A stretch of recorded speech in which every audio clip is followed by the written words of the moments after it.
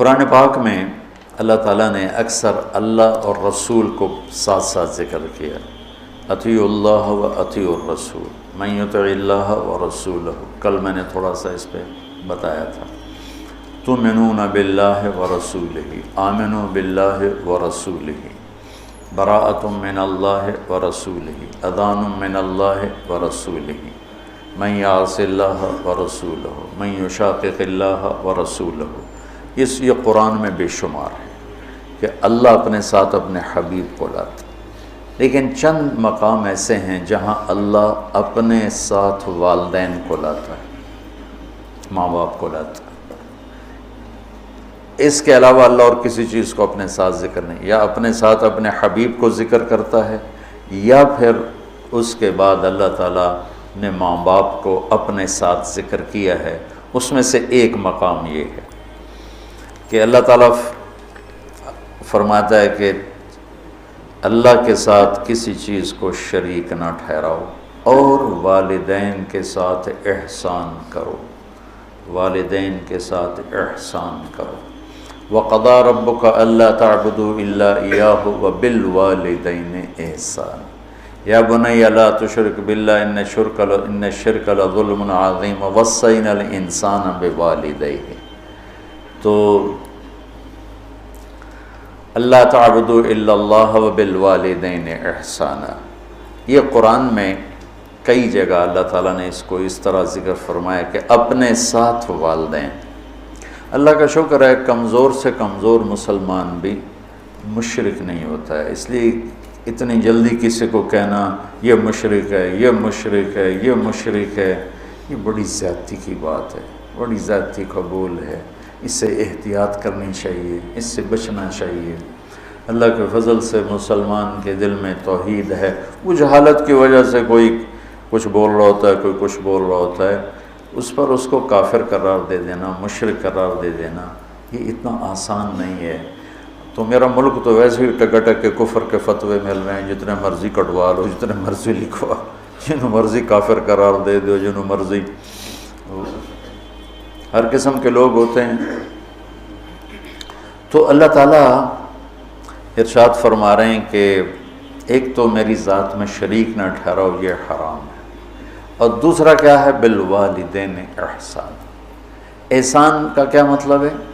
کسی کام کو اس کی سب سے عالی شان خوبصورت شکل میں ادا کرنا، اس کو احسان کہتے ہیں۔ ہمارے اردو میں احسان کا مطلب ہے کسی کے ساتھ کوئی بھلا کر دینا، بغیر کسی معاوضے کے کسی کے کوئی ایسی مدد کر دینا، اس کو احسان کہتے ہیں۔ وہ بھی ہے، وہ بھی اس میں شامل ہے، لیکن عربی میں احسان ہے مل احسان ان تعبد اللہ کأنک تراہ فإن لم تکن تراہ فإنہ یراک۔ احسان کیا ہے؟ کسی جو کام بھی کرے، اچھائی کا، بھلائی کا جو کام بھی کرے، اس کو اعلیٰ درجے پر کرنے کا نام ہے احسان۔ تو اللہ تعالیٰ یہاں ارشاد فرما رہا ہے کہ والدین کے ساتھ احسان۔ اچھا ایک اس پہ ذرا غور کریں، اللہ تعالیٰ فرما رہا ہے آؤ میں تمہیں بتاؤں کہ حرام کیا ہے، ٹھیک ہے؟ کہتا ہے شرک نہیں کرنا ہے تو حرام ہے، اور والدین کے ساتھ احسان، یہ حرام کے نیچے کیسے آ گیا؟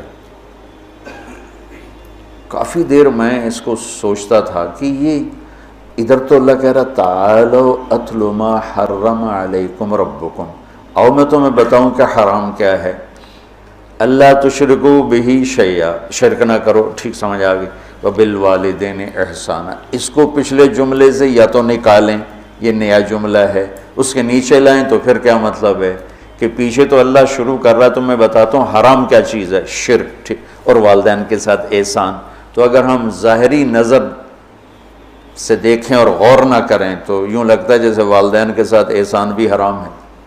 میری بات سمجھ میں آئی ہے نا؟ ایسا ٹھیک ہے؟ ہاں، یہاں اللہ تعالیٰ بڑی عجیب طریقے سے ماں باپ کی عظمت کو بتا رہے ہیں کہ ماں باپ کے ساتھ صرف احسان ہی مطلوب ہے، اس سے نیچے جو ہوگا وہ حرام ہوگا، حرام سے نہیں نکل سکو گے۔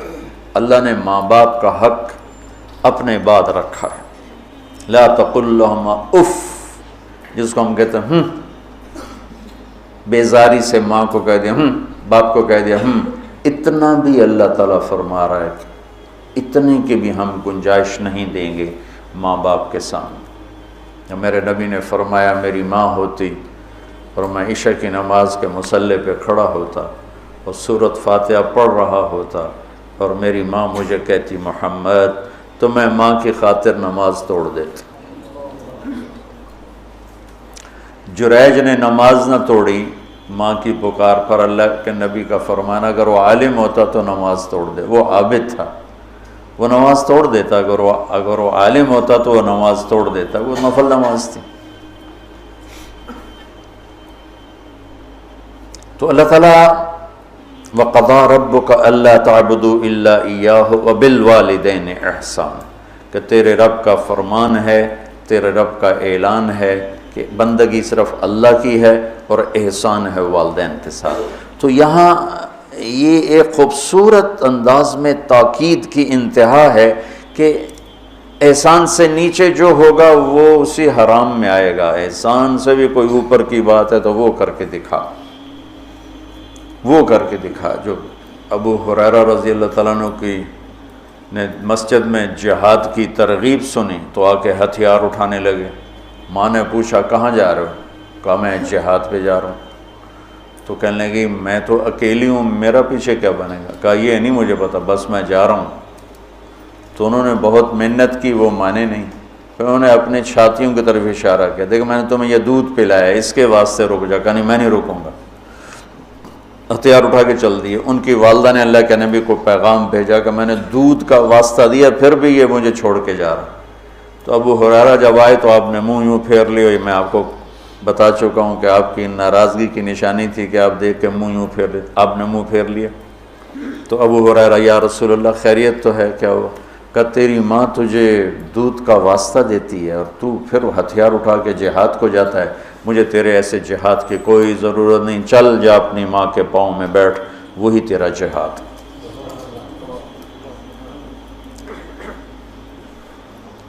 کلاب بن امیہ جہاد میں چلے گئے، والدین دونوں بوڑھے تھے۔ تو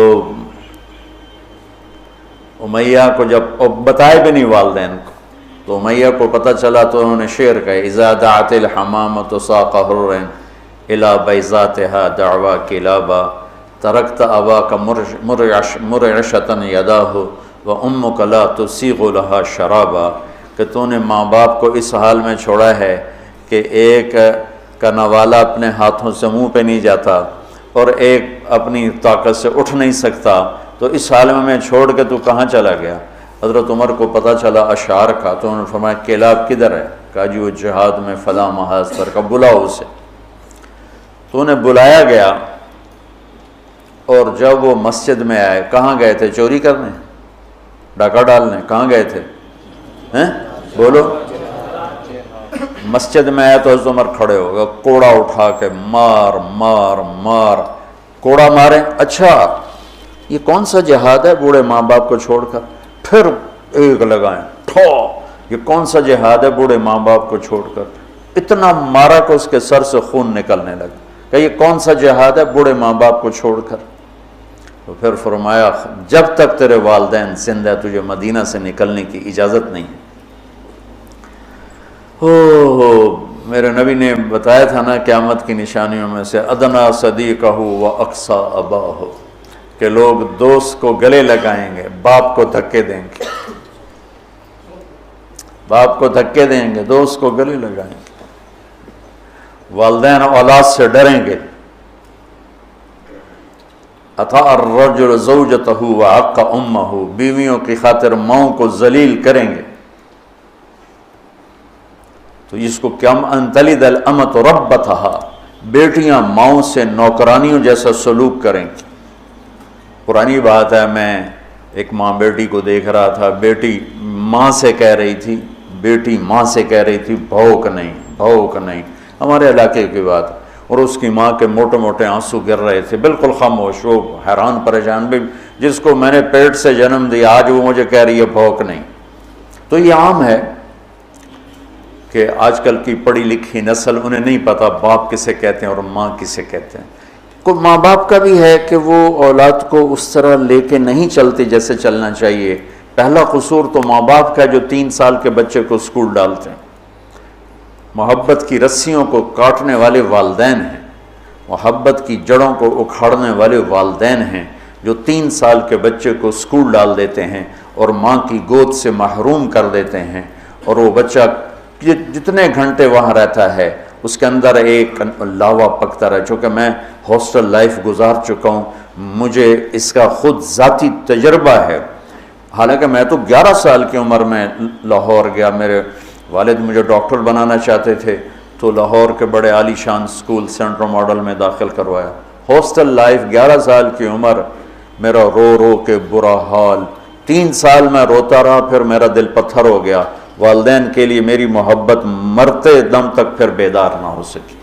ہاں, تبلیغ میں لگنے کے بعد میں ان کا ادب, احترام, خدمت, سامنے نہیں بولنا, پوری اپنی جاں فشانی کے ساتھ ان کی خدمت, لیکن میرے دل میں ان کے لیے محبت کی شمع نہیں جل سکی کہ انہوں نے اسے خود بجھایا تھا. تو اس میں والدین آج کل بہت روتے ہیں, لیکن اس میں ایک بہت بڑی وجہ خود والدین بھی ہیں کہ وہ بچوں کو وہ ٹائم جو پہلے 10 سال والدین بچے کو دے دیں, ساری زندگی بچہ والدین کو دے دے, اور 3 سال کے بچے کو دھکا دے دیا. اب تو اسکولوں کے اشتہار ہیں 18 ماہ کا بچہ بھی لے لیں, میں جمدے نال ہی لے لو, ماما نے چھٹی دے دے, میں جام کے توڑی جھولی پا دیں. یہ میں کیا کروں, میرے دیس کا ڈاکٹر بھی تاجر ہے, وکیل بھی تاجر ہے, اور یہ علم والے بھی تاجر ہیں. جب کسی قوم پہ زوال آتا ہے تو ہر شعبے پہ آتا ہے. جب علماء تجارت دین کو بیچ رہے ہیں تو باقیوں سے کیا گلا, جب ممبر ہی بک گیا ہے تو پیچھے کیا گلا. سارے ایسے نہیں ہیں, سارے وکیل ایسے نہیں, سارے ڈاکٹر ایسے نہیں, سارے علماء ایسے نہیں. یہ اکثریت کی بات ہے. ہر طبقے میں چونکہ شر غالب ہے تو ہر طبقے میں وہ غالب ہے. تو میرا رب کہتا ہے کہ ایک میری ذات میں شریک نہ ٹھہراؤ, اور ایک والدین سے احسان سے نیچے ہمیں قبول نہیں. احسان تک پہنچو گے تو قبول ہوگا.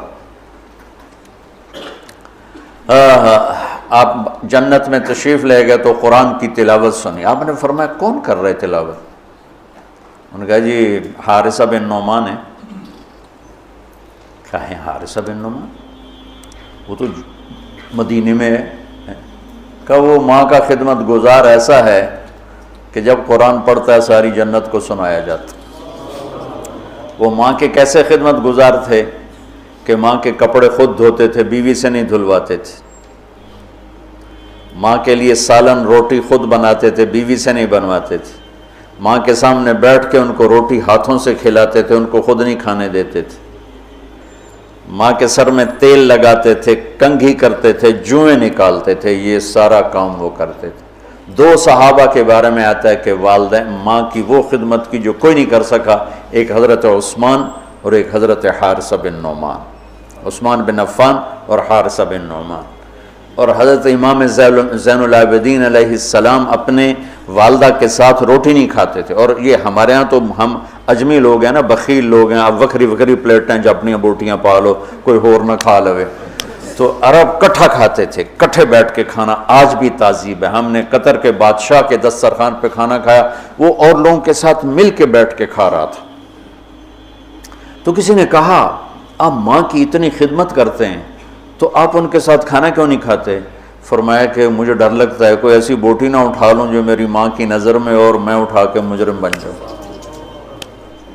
کہ وہ میری ماں کی نظر میں ہو اور میں اس سے پہلے اٹھا کے کھا لوں تو کہیں میں ماں کا مجرم نہ بن جاؤں, اس لیے میں ساتھ نہیں کھاتا ہوں.